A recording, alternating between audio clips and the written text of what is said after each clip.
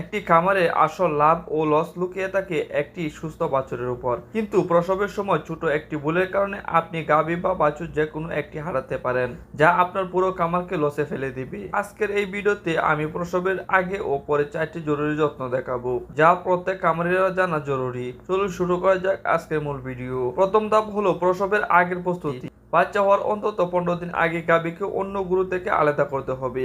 তাকে সম্পূর্ণ শুকনো ও পরিষ্কার ঘরে রাখুন। নিচে নরম ও খড় বিছিয়ে দিবেন। যদি খড় না থাকে তাহলে আপনি তার নিচে কার্পেট বিছিয়ে দিতে পারেন, যাতে গাভীর উলানে কোনো আঘাত না আসে এবং ইনফেকশন না হয়। দ্বিতীয় ধাপ হলো কিভাবে বুঝবেন প্রসবের সময় হয়েছে। 4টি লক্ষণ মিলিয়ে নিন।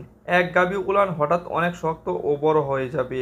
2. লেজের দুই পাশে এই হাড়টি ভেতরের দিকে দেবে যাবে। 3. যোনি পথ দিয়ে আটালো তরল বের হবে। 4. গাভীটি ছটফট করবে, বারবার শুয়ে পড়বে আর উঠবে। এমনটা দেখলে বুঝবেন আগামী কয়েক ঘন্টার মধ্যেই বাচ্চা হবে। তৃতীয় ধাপ হলো প্রসবের সময় শান্ত ও পরিবেশ তৈরি করুন। তাড়াহুড়া করে বাচ্চা পা ধরে টানবেন না। সাধারণত 1 থেকে 2 ঘন্টার মধ্যে স্বাভাবিক বাচ্চা প্রসব হয়ে যায়। তবে 2 ঘন্টার সময় বেশি পার হলেও যদি বাচ্চা বের না হয় তাহলে অভিজ্ঞ ডাক্তারের সাহায্য নেন। চতুর্থ ধাপ হলো বাচ্চার জন্মের সাথে সাথে প্রথম কাজ হলো তার নাক ও মুখের লালা পরিষ্কার করে দেওয়া, যাতে সে সহজ ও শ্বাস নিতে পারে। তৃতীয় কাজ হলো বাছুরকে মায়ের সামনে দিন, মা যেন চাটতে পারে। এতে বাছুরের রক্ত ও চলাচল বাড়বে।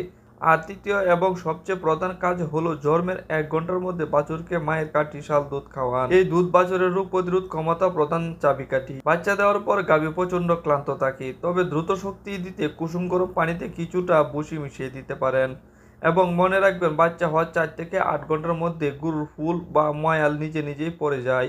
যদি 12 ঘন্টার মধ্যেও না পড়ে তবে গুলেও হাত দিয়ে টানবেন না। সরাসরি ডাক্তারের পরামর্শ নিন। সঠিক সময়ে এই নিয়মগুলো মেনে চলে আপনার খামারে কোনো বাছুর মারা যাবে না এবং গাভীর দুধ উৎপাদন ও ঠিক থাকবে। তো ভিডিওটি ভালো লাগলে লাইক দিন আর আপনার খামারি বন্ধুদের সাথে শেয়ার করুন। ধন্যবাদ।